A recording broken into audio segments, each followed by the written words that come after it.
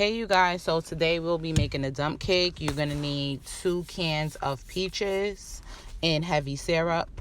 I will even go ahead and add 3 cans. You're gonna mix that with cinnamon. You can put nutmeg and vanilla in it if you want to.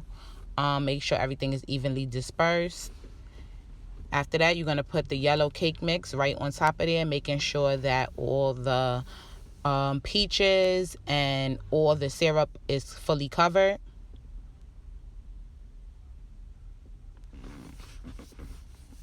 Then you want to take your butter and thinly slice it and layer it all over the top of the cake mix.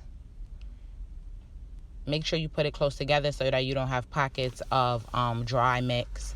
You want to put some cinnamon over the top of that, and then you're going to bake it for 60 minutes at 350.